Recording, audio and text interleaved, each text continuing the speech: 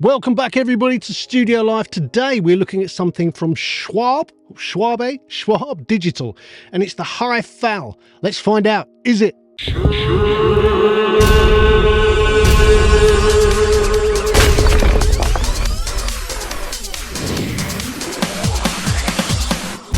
Schwabe Digital giving us the Hifal. What on earth is it? Well, you can tell by looking at it.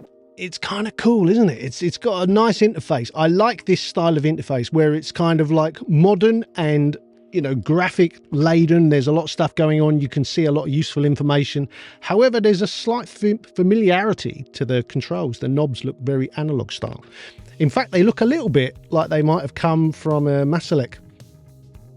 Maybe the MDS2, which is a similar thing. It's a de-esser. Anyway, let's get into it. Let's find out what this is and what it does. Basically, or not basically at all, it's quite complicated, but it can be like a de-esser. It's like a high frequency limiter, and it can sort of be an exciter as well. It does a bunch of different things, and it's very clever in the way it works, in that it lets you split the frequency band into two and run one in parallel with the other. It's a little bit like a trick that we used to do, or still do sometimes, in that if you split a vocal into two, and you have one channel where you've got the full frequency of the vocal, and in the channel next to it, you just have everything above, say, I don't know, 2K. And then you treat that slightly differently. It gives you the opportunity to do some interesting things. You can sort out sibilance, you can add some real excitement. There's a whole bunch of opportunities that come up when you split the frequency like that. And this works like that, which is, you know, it's a cool thing to do. And in mastering, it will help get around a problem which is just, you know, constant, in that people delivering mixes which need the high-end taming, de-essing, dealing with in some way. You know, it's very often there'll be a cymbal or a hi-hat or a shaker. Sometimes it's a vocal, sometimes it's a synth, and it's just too much. And you know that by the time it's gone through a compressor and a limiter and everything else, it's going to be even more, and then you're going to have problems. It's going to really cause you issues, especially if you ever have to cut it to vinyl. So these kind of things are problems we need to fix, and tools like this make it really interesting. Let's go through it. So as you can see, the interface is really interesting, really cool. I like it. At the top here, we've got like the waveform display. You're only seeing half of it. You don't really need to see all of it, do you? And it lets you see, so you've got the top and the bottom you can select with these S marks here, and you can cut them wherever you want. And that one on the left, that is sort of like your full bandwidth version of it, but you set that where you want. And then this one up here is the parallel. So again, you can choose your frequency. Which bit are you going to put into the parallel section of this? Over on the left here, we've got the input, where you've got your input control. You set your threshold. You can link it or unlink it. We can also run this in mid-side, which again is incredibly useful for something like this. The ability to tame the highs in the sides and leave the mids alone, something I have to do all the time in mastering. We've got simple attack and release controls. They're either fast or slow, but again, that's enough for something like this. We have oversampling for running in real time or on the bounce, which is useful. We have a channel link control between 100% linked and 100% unlinked. Again, really, really useful in things like this. Sometimes you need to have it set somewhere in the middle. You don't want to be doing identical things to left and right.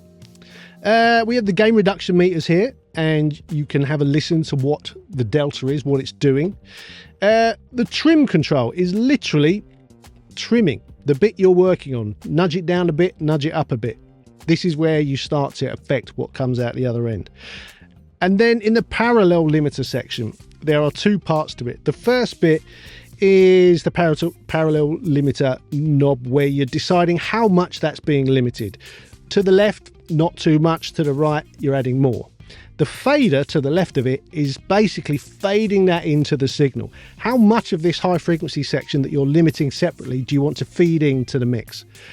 By messing with the trim, the parallel limiter, and then the fading in of it, you can just do a multitude of things, from bringing the top end down a bit when it's gone too mental, to pushing it up a bit when it ain't quite there enough. You can really go a bit crazy in what you do with it, in that it's so clever. The fact that you can select a frequency very specific that you're working with and either push more of it in or take some of it out is really, really useful. that's kind of it. It sounds quite simple, but actually once you start playing with it, it's very quick to tame a mix which is a bit harsh.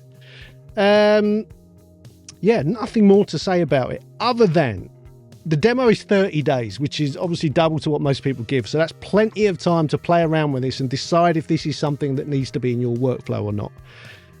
Price-wise, full price, it's $199, which I think is a lot of money. However, for a tool that is this good and could be used very legitimately in mastering, mastering tools are expensive. So $199 isn't terrible from that point of view. In the sale right now, it's $139, which is obviously a lot better. Now we have to talk about what else could you use to do this job. What I've been using and works like a dream is the Tone Boosters Equalizer Pro. That EQ is so versatile that I can basically get it to do this. And if that won't do it, TB Pro Audio D-Seek, again, it's really good. It will do this job. I use it more often for taming the mid-range, but it can do this job too. Those plugins are significantly cheaper, but this is dedicated to this job. So I can completely understand why someone would want to use this over those. Even though it costs more money, if you're doing this day in, day out, I can totally see why this would be something you'd want to have. Anyway, star rating. I'm going to go 4 stars because it's really, really good. I think the price maybe compared to other things that will do this job is a slight downside, but a very, very slight one. It's a fantastic plugin. I really like it. I'm on the fence at the moment as to whether I'm going to buy it when the trial ends, because I have been using it a lot and it's quick. It's quick to fix things. So that's important.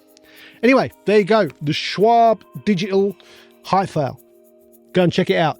Demo coming up at the end. See what you think. Anyway, if you could like the video, that really helps. If you could subscribe to the channel, that helps even more. There's my Instagram, which you could check out, Mixdown Mastering, where you see what I get up to in here all week. Then there's the Studio Life website, where we've got the top 5 plugins and information on the courses on mixing and mastering and a whole bunch of other stuff. Anyway, watch the demo. It's coming up. I'll see you next time. Adios, people.